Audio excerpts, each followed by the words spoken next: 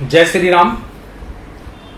जब हम कभी किसी ज्योतिषी के पास जाते हैं, बात जब चंद्रमा पे आती है तो ज्योतिषी जो होते हैं वो चंद्रमा को लेकर के क्या कहते हैं। आजकल अक्सर जब भी चर्चाएं होती हैं तो राहु के बारे में, केतु के बारे में, शनि के बारे में, मतलब इन तीन ग्रहों को बदनाम ग्रह बना दिया है लोगों ने कि राहु आएगा तो आपको ये दिक्कत देगा, केतु आएगा तो ये देगा और शनि आएगा तो आपको ये दिक्कत देगा। लेकिन आप कभी भी देखो कि आपको जो सबसे बड़ी समस्या जो आती है कभी भी, तो आपको जितना जीवन में जितना कष्ट, जितनी समस्या आपको आएगी चंद्रमा से, उतना आपको कोई ग्रह नहीं दे सकता। क्योंकि सबसे पहला नंबर क्या है कि अगर हम चंद्रमा के कार्य तत्व को देखें कि चंद्रमा का तत्व क्या है, तो जल तत्व है। और जब आप समुद्र के किनारे या किसी नदी के किनारे जब आप लहरें उनकी देखेंगे तो आपने अक्सर देखा होगा उठना और गिरना, ये उसका स्वभाव बन जाता है। तो चंद्रमा हमारे मन का कारक है। ऐसे लोगों का मन क्षण भर में तो बहुत प्रसन्न रहेगा, बहुत बढ़िया रहेगा, क्या पाएं क्या कर दें, और क्षण में उनका मन इतना दुखी हो जाएगा, इतना दुखी कि ऐसा लगेगा कि संसार का सबसे ज्यादा दुखी व्यक्ति जो है वो वही है। ये क्या है? चंद्रमा है। चंद्रमा को अक्सर हम क्या कहते हैं, जब भी कोई बात आती है तो हम उसको किसकी संज्ञा देते हैं? माँ की। क्योंकि जब हम बात करते हैं तो उसमें आता है चंद्रमा यानी माँ। हमारी माँ जो होती हैं वो हमारा कितना केयरिंग करती हैं, कितना हमारे प्रति वफादार होती हैं, ये किसी को कहने की जरूरत नहीं है या बताने की जरूरत नहीं है। माँ माँ होती है। आदि गुरु शंकराचार्य ने क्या कहा? कुपुत्रो जायेता क्वचिदप कुमाता ना भवति। पुत्र कुपुत्र हो सकता है लेकिन माता कुमाता नहीं हो सकती। जब भी बात चंद्रमा की आती है तो लोग अक्सर चंद्रमा को मोती तक सिमटा देते हैं कि आपका चंद्रमा ऐसा है तो आप मोती पहन लो, बहुत बढ़िया हो जाएगा। लेकिन कभी आपने सोचा है कि ये जो 9 ग्रह हमारे होते हैं इनके स्वरूप अलग अलग होते हैं और कहीं ना कहीं कोई ना कोई ग्रह का अंश लेकर के कोई ना कोई भगवान उत्पन्न होते हैं वसुंधरा पर। चंद्रमा एक ऐसा ग्रह है कि अगर चंद्रमा जिसका पीड़ित हो गया उसका पूरा जीवन नष्ट हो गया। कई बार जब हम तथाकथित ज्योतिषियों के पास जाते हैं तो जब बात आती है शनि और चंद्रमा का, जब भी कहीं वो देखते हैं तो सर्वप्रथम शनि चंद्रमा का योग जब भी देखेंगे कुंडली में तो बताएंगे कि शनि चंद्रमा का योग बना है और ये आपके घर में अकाल मृत्यु को दर्शाता है। आपके घर में किसी न किसी का मृत्यु हुआ होगा डूब करके, किसी ने पॉइजन खा के मरा होगा, किसी को सर्प काटा होगा, विष से मरा होगा, या किसी को पीलिया जॉन्डिस हुआ होगा, या किसी को फूड पॉइजनिंग हुआ होगा, उनसे जोड़ देते हैं। यानी जितनी निगेटिव चीजें हैं उतना सब शनि चंद्रमा के बारे में लोग बोल देते हैं, जबकि शनि चंद्रमा के बारे में ऐसा नहीं है। आज के 50 साल पहले हमारे यहां संसाधन की कमियां थी, पक्के मकान नहीं होते थे। उस समय पर सर्प का निकलना, बिच्छू का निकलना, सर्पदंश होना ये बहुत आम बात थी। कुएं का पानी लोग पीते थे, तालाब में नहाते थे, कई बार डूब के मर जाना, ये सब आम बात थी। लेकिन आज के मॉडर्न युग में अगर हम देखें तो ये सब चीजें नहीं हैं।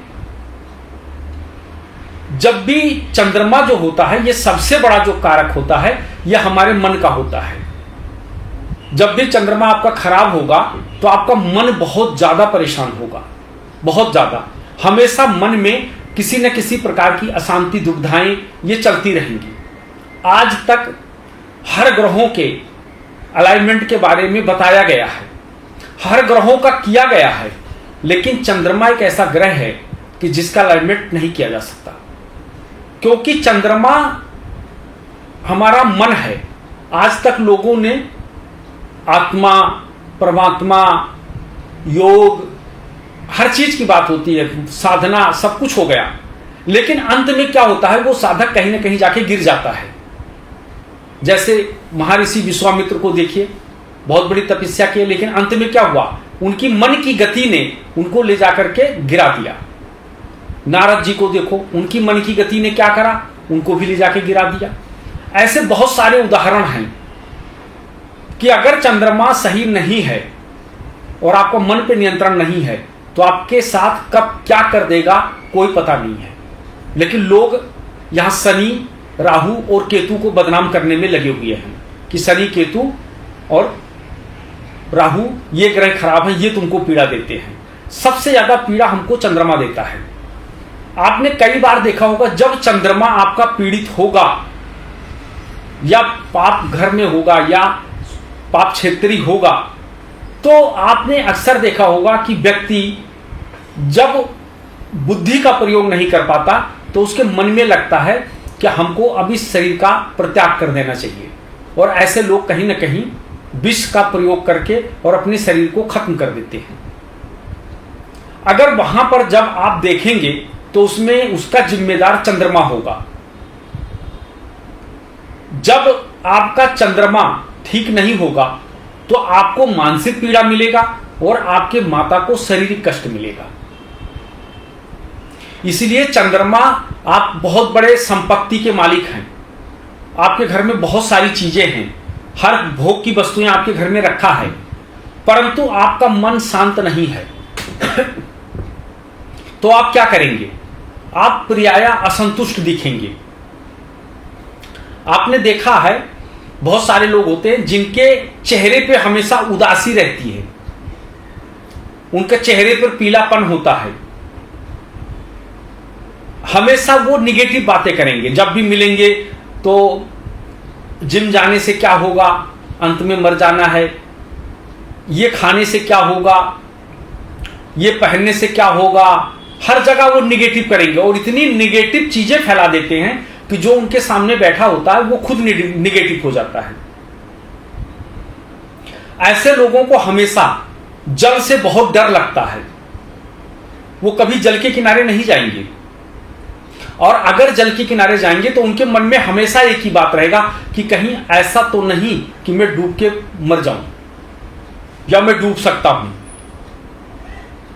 जिसका चंद्रमा खराब होगा, क्योंकि चंद्रमा को क्या कहा गया, जल, वो जल है। इसलिए जब भी अगर आपका चंद्रमा बहुत बढ़िया है और जब चंद्रमा की महादशा आएगी तो आपको बहुत सौम्य बना देगा, आपके अंदर शीतलता ला देगा। बहुत शीतलता का काम चंद्रमा करता है, बहुत शीतलता काम, और उसका धातु क्या है, चांदी। चांदी को देखा जाए तो चांदी बहुत शीतल होता है, उसको ठंडा माना गया है। इसी तरीके से चंद्रमा है।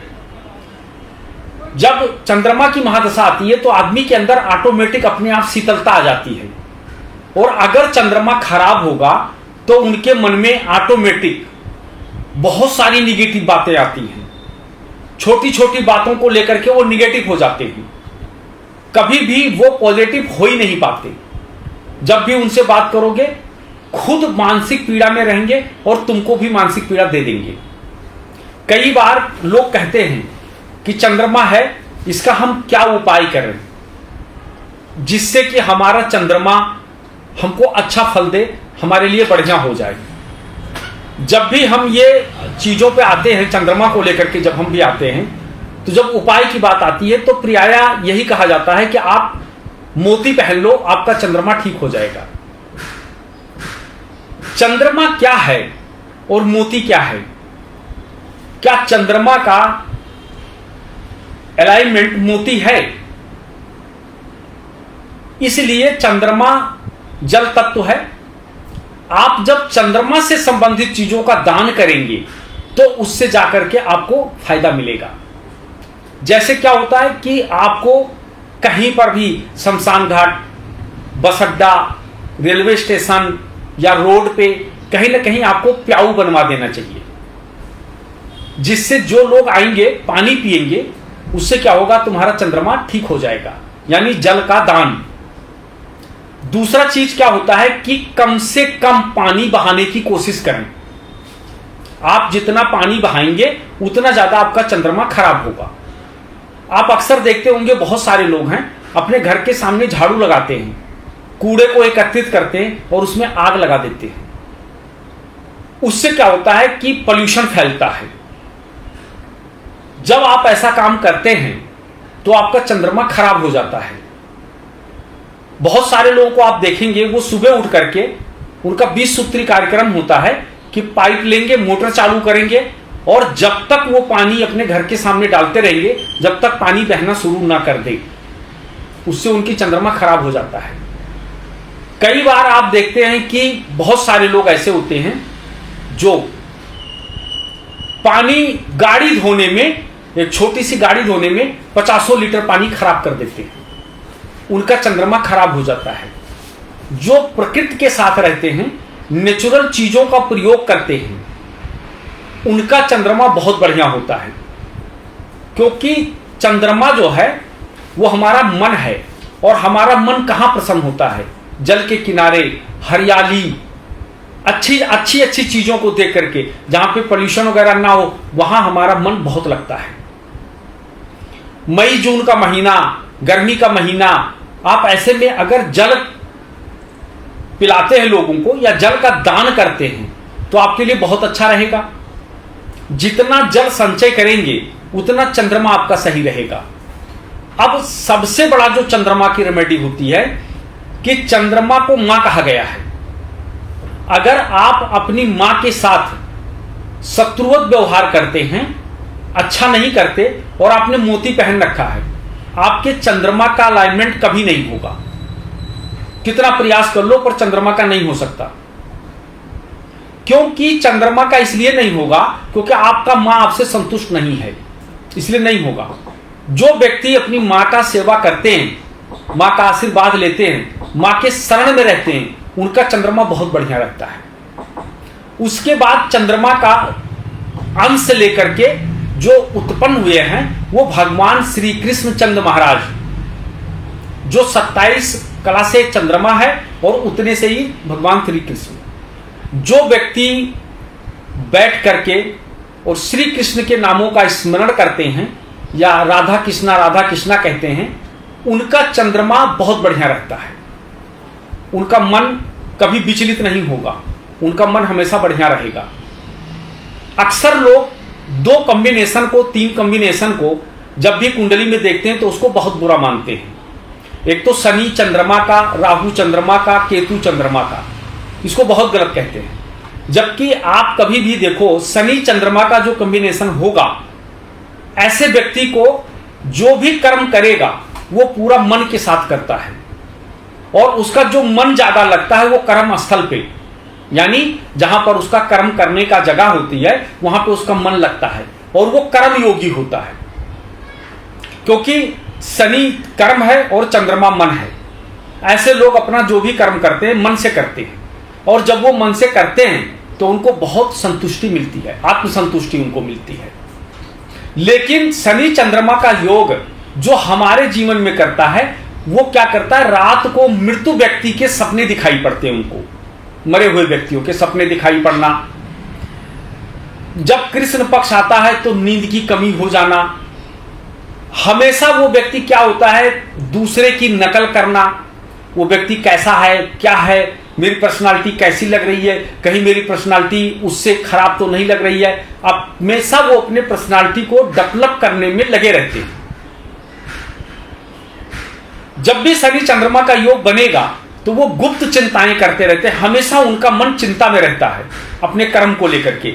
अब की बार मुझे ऐसा करना है, इस व्यापार को कैसे डेवलप करना है, क्या करना है, हमेशा होता है। तो शनि चंद्रमा का जो कॉम्बिनेशन होता है वो एक तरीके से देखा जाए तो इस कॉम्बिनेशन को जो है कभी भी विष योग नहीं कहते। ये आज के 500 वर्ष पहले जो हमारी किताबें लिखी गई थी उसमें लिखा है, लोग वहीं तक सीमित हैं। पर इसका रिसर्च करोगे तो आपको ऐसा नहीं मिलेगा कि उसका विष योग है। बहुत सारे लोगों की कुंडली में शनि चंद्रमा का योग है और आज भी वो आपको जिंदा मिले हैं। तो अगर विष योग था तो खत्म हो जाते, या शनि चंद्रमा का योग डूब के मरने की बात है तो वो हो जाता। क्योंकि ये शनि चंद्रमा का जो योग है ये अष्टम भाव दर्शाता है कि आपकी मृत्यु कैसे होगी। वो आयु का घर है, मृत्यु का घर नहीं है, आयु का घर है। मृत्यु का घर जो हमारी कुंडली में है वो सप्तम भाव है, लगन है और द्वितीय भाव है। इसको कहा गया है।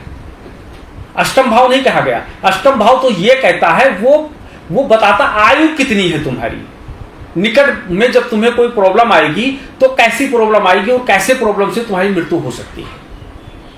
इसी तरीके से राहु चंद्रमा का कॉम्बिनेशन है। जब राहु चंद्रमा का कॉम्बिनेशन बन जाता है तो राहु माया है और चंद्रमा आपका मन है।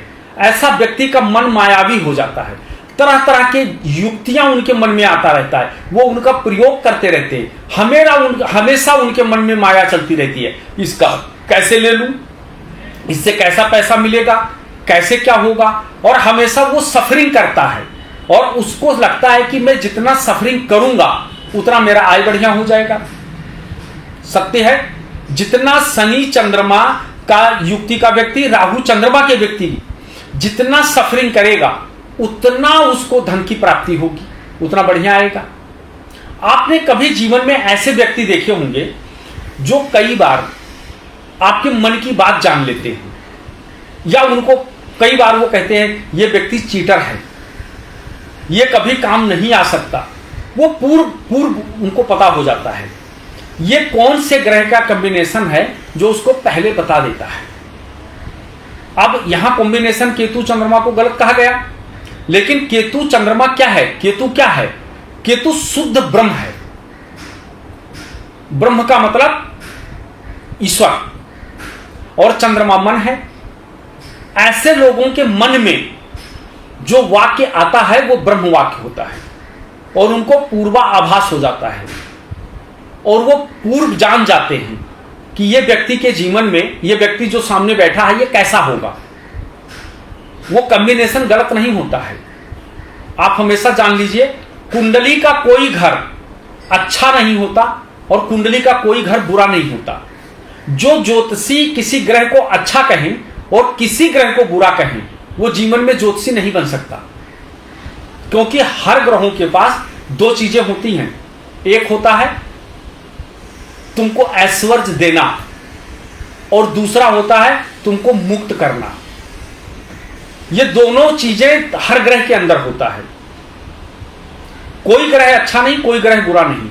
ये सर्वप्रथम आपके ऊपर है कि आप किसको किस प्रकार से यूज करते हैं, आप कैसे उससे फल लेते हैं, यह आपके ऊपर है। आप देखते हैं कई बार एक क्रोधी व्यक्ति के मिजाज में अचानक से तब्दीली आ जाती है और वो सौम्य बन जाता है। जब आप उसकी कुंडली देखेंगे तो आपको पता चलेगा कि कहीं ना कहीं चंद्रमा की महादशा आ गई है। एक व्यक्ति की कुंडली में आप देखेंगे या ऐसे व्यक्ति को देखेंगे, अचानक से उसके मन में अच्छे कपड़े पहनना, परफ्यूम लगाना, हमेशा टिप टॉप बन के रहना, जब आप देखोगे तो पता चलेगा उसकी कुंडली में शुक्र आ गया। आप देखोगे किसी के वो हर बात पे ज्ञान देने लगा, ज्ञान की बातें करने लगा जो कभी नहीं करता था। आप जब भी देखोगे तो गुरु की महादशा आ गई। तो जैसे जैसे जब जब व्यक्ति की जो महादशा आती है उसी तरीके से उस व्यक्ति के अंदर चेंजिंग आता है। इसलिए हमेशा आप ध्यान रखें, कुंडली में 9 ग्रह कहे गए हैं। 9 ग्रहों में से सबसे खतरनाक ग्रह जो है, जिनकी जरूरत ज्यादा पड़ती है अलाइनमेंट करने की, जिनकी जरूरत ज्यादा पड़ती है केयरिंग करने के लिए, वो चंद्रमा है।